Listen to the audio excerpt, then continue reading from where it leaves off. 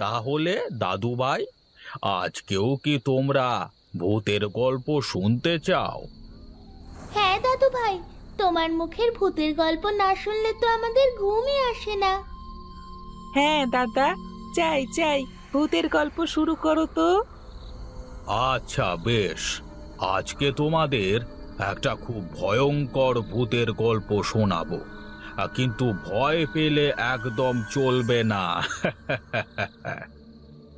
আচ্ছা দাদু ভাই, আজকে তুমি কোন গল্প শোনাবে? আজ আমি তোমাদের যে গল্প শোনাবো সেই গল্পটির নাম হলো মাঝরাতের ট্যাক্সি। গল্পের নাম শুনেই তো কেমন ভয়ানক মনে হচ্ছে দাদু ভাই। হ্যাঁ দাদু ভাই, এটা একটি বাস্তব ঘটনা। এই ঘটনাটি বহু বছর আগে আমাদের পাশের গ্রামে ঘটেছিল।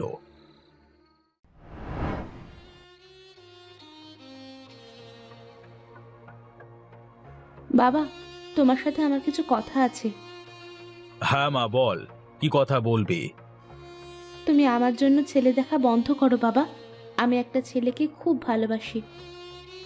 আচ্ছা আচ্ছা, তাহলে তো অনেক ভালো হলো।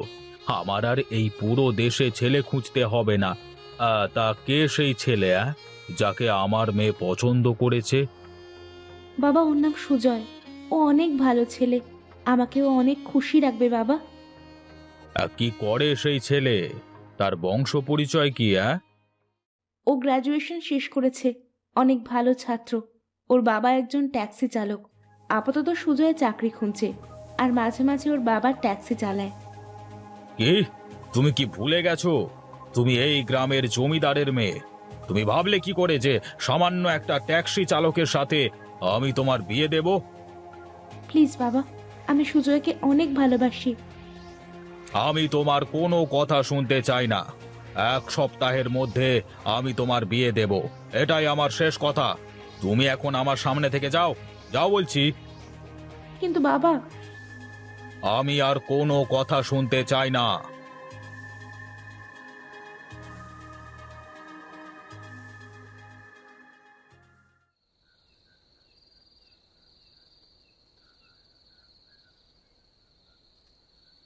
মাঝরাতে একটা ট্যাক্সি নীলকান্তের বাড়ির সামনে এসে থামে, আর তখন লতা গাড়িতে বসে পড়ে। সে কি লতা, তোমার হাতে ব্যাগ কেন? আর এত রাতে আমাকে তোমার বাড়ির সামনে আসতে বললে কেন? আমরা পালাচ্ছি। পালাচ্ছি মানে? তুমি কিসব বলছো? আমি তো কিছুই বুঝতে পারছি না। তুমি শহরের রাস্তার দিকে চলো, আমি তোমাকে সব বলবো। সুজয় আর কোনো কিছু না ভেবে গাড়ি স্টার্ট করে শহরের দিকে যেতে শুরু করে। আমরা কোথায় যাচ্ছি দয়া করে আমাকে বলবে? আমি আজ সকালেই বাবাকে আমাদের কথা জানিয়েছি, কিন্তু বাবা আমার কথা কিছুতেই শোনেননি। আমরা যদি এখন না পালাই তবে বাবা আমাকে অন্য জায়গায় বিয়ে দিয়ে দেবে। কিন্তু তুমি কোনো চিন্তা করো না, আমি সব ব্যবস্থা করে রেখেছি। হঠাৎ তাদের গাড়ির সামনে একটা লোক চলে আসে। সুজয় সজোরে গাড়ির ব্রেক চেপে ধরবার ফলে গাড়িটা তার ব্যালেন্স হারিয়ে পাশে থাকা একটি গাছের সাথে ধাক্কা খায়। তখন সেখানে লতার বাবা দুটো লোককে সাথে করে নিয়ে এসে লতাকে জোর করে গাড়ি থেকে নামিয়ে নেয়। এই কি করছো বাবা? ছেড়ে দাও আমাকে, ছেড়ে দাও। এই, ওই ছোট লোকের বাচ্চাটাকে ওর গাড়ি সহ জ্বালিয়ে দে। না বাবা, তুমি এইটা কিছুতেই করতে পারো না। প্লিজ বাবা, ছেড়ে দাও সুজয়কে। তুমি যাকে বলবে আমি তাকে বিয়ে করব। দেবেন্দ্রনাথের লোক তার মেয়ের সামনে সুজয়ের গাড়িতে আগুন লাগিয়ে দেয়, আর সুজয় গাড়ির মধ্যে পুড়ে মারা যায়। দেবেন্দ্রনাথ তার মেয়েকে নিয়ে অন্য একটা গাড়িতে করে বাড়ি এসে তার মেয়েকে একটা ঘরে বন্দি করে রাখে। আমাকে কেউ তোমার থেকে আলাদা করতে পারবে না সুজয়। আমি আসছি তোমার কাছে। এই পারে না হোক, আমরা ওই পারে ঠিক একসাথে হব। এই বলে লতা তার নিজের গায়ে পেট্রোল ঢেলে আগুন লাগিয়ে পুড়ে মারা যায়।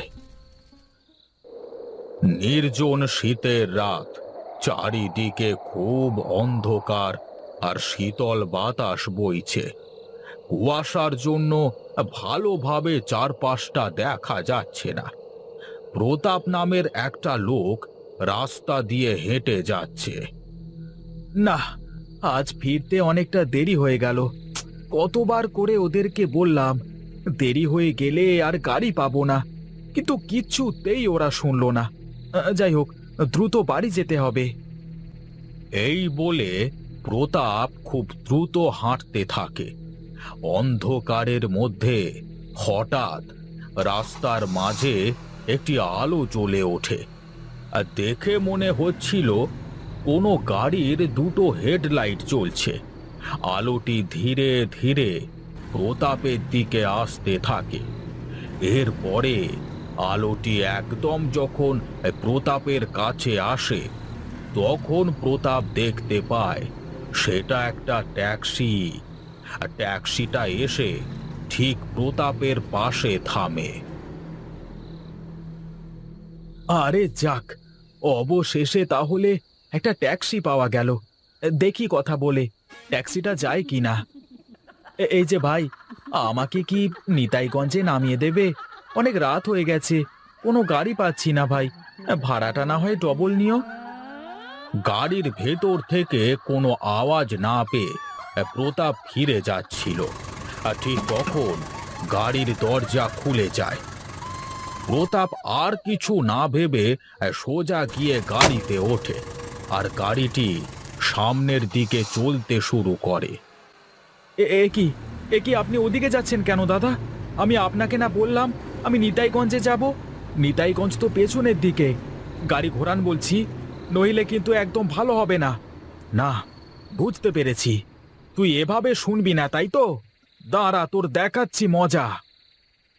এরপর প্রতাপ একটা পিস্তল বের করে ড্রাইভারের মাথায় ধরে। তুই এক্ষুনি গাড়িটা ঘোরা, নইলে কিন্তু একদম গুলি করে মাথার খুলি উড়িয়ে দেব। চোরের উপরে বাটপারি করতে চাইছিস? এই কথা বলবার সাথে সাথে ড্রাইভার একটা বিকট হাসি দেয়।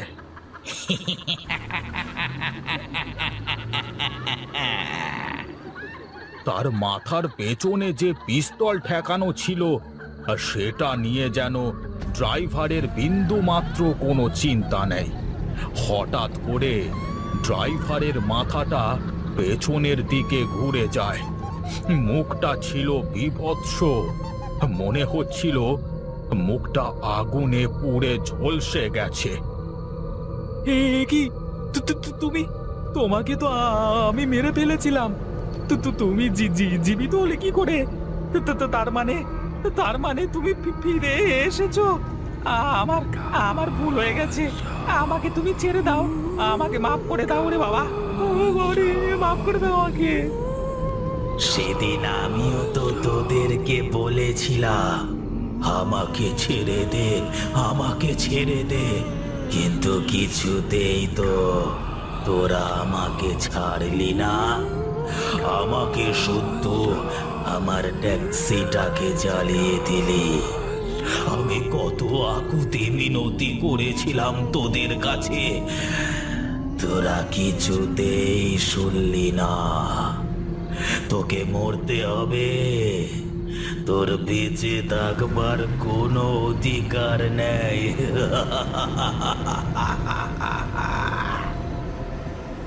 তারপর গাড়িটি এসে একটি জঙ্গলের মধ্যে থামে আর গাড়ির মধ্য থেকে ড্রাইভারটি বেরিয়ে আসে।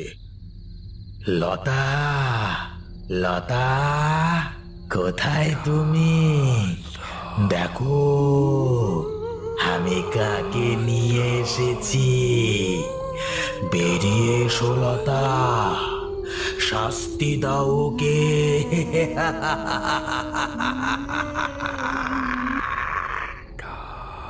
এরপর সেখানে হঠাৎ করে একটি সাদা শাড়ি পরা মেয়ে উপস্থিত হয়। মেয়েটির দুটো চোখ লাল বর্ণের, মুখের চামড়াগুলো যেন আগুনে ঝলসে গেছে।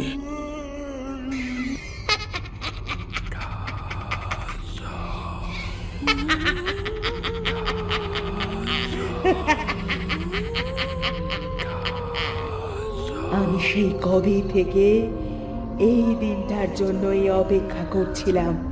ছাড়বো না আমি ওদের, কাউকে ছাড়বো না।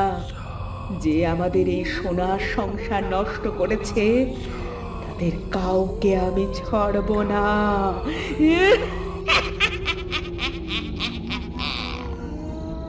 এরপর লতা হাঁটতে হাঁটতে ট্যাক্সির সামনে গিয়ে প্রতাপের টুটি ধরে বের করে নিয়ে আসে। আমার আমার ভুল হয়ে গেছে, আমাকে ছেড়ে দাও, আমাকে মেরো না, আমার কোনো দোষ ছিল না। আমি আমি তোমার বাবার কথা মতো, তোমার বাবার কথা মতো এসব করেছি। আমাকে আমাকে ছেড়ে দাও। লাগছে লাগছে। তোরা সবাই মরবি, আমি কাউকে ছাড়বো না। তোরা কেউ বাঁচবি না। তোরা যে যে এই কাজের সাথে জড়িত, আমি তাদের কাউকে ছাড়বো না। মরবি তোরা, সবাই মরবি।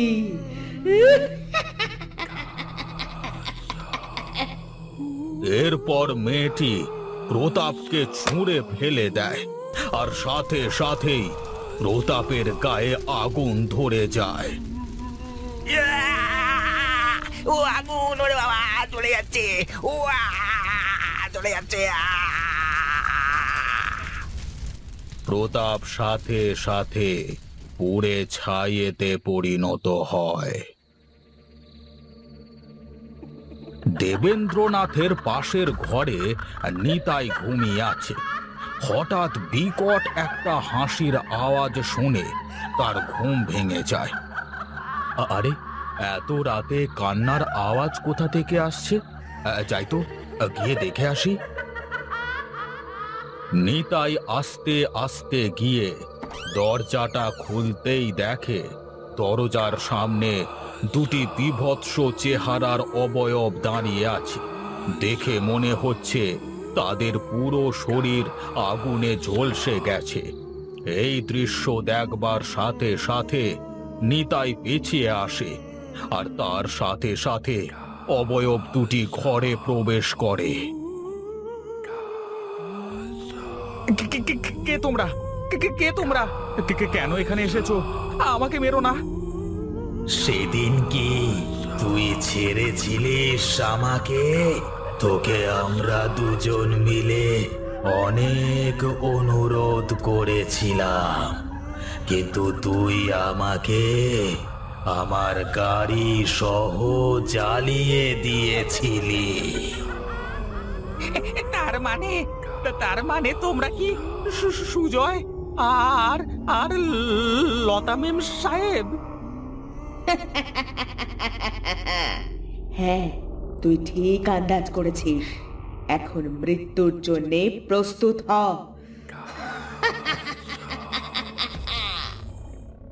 আমাকে মাফ করে দিন মেম সাহেব, আমার অনেক বড় ভুল হয়ে গেছে। আমাকে এবারের মতো মাফ করে দিন। ওরে বাবা, তোর কোনো ক্ষমা নেই, তোকে মরতেই হবে। এই বলে লতা তার শক্তির মাধ্যমে নিতাইকে জ্বালিয়ে দেয়।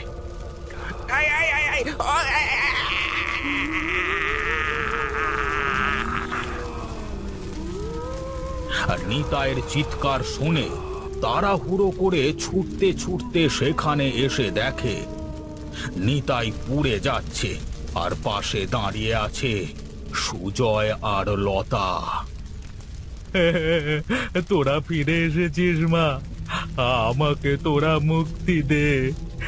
আমি আমার সম্পদ আর মান সম্মানের গৌরবে অন্ধ হয়ে গিয়েছিলাম। তাই আমি ওই ভুল কাজটা করে বসি। আমাকে তুই আমাকে তুই নিতাইয়ের মতো জ্বালিয়ে দে মা, জ্বালিয়ে দে। আমাকে তুই মুক্তি দে মা, মুক্তি দে। তুমি বাবা হয়ে নিজের মেয়ের ভালোবাসাকে মেরেছো আর তোমার মেয়েকে মরতে বাধ্য করেছো। এত সহজে আমি তোমাকে মরতে দেব না। আমি তোমার বংশমর্যাদা, সম্পদ সব কিছু কেড়ে নেব।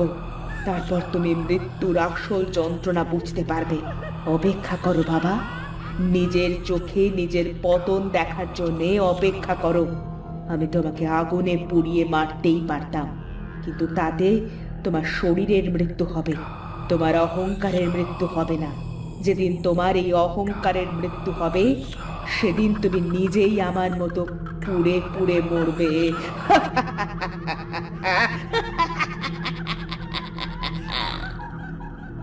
এরপর সুজয় আর লতার আত্মা সেখান থেকে চলে যায়। যাস নে মা, যাস নে, আমাকে তোদের সাথে নিয়ে যা, যাস নে।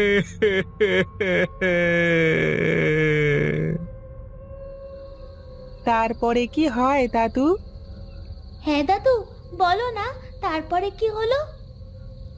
না দাদু ভাই, আজকে অনেক রাত হয়ে গেছে, আজ তোমরা ঘুমিয়ে পড়ো।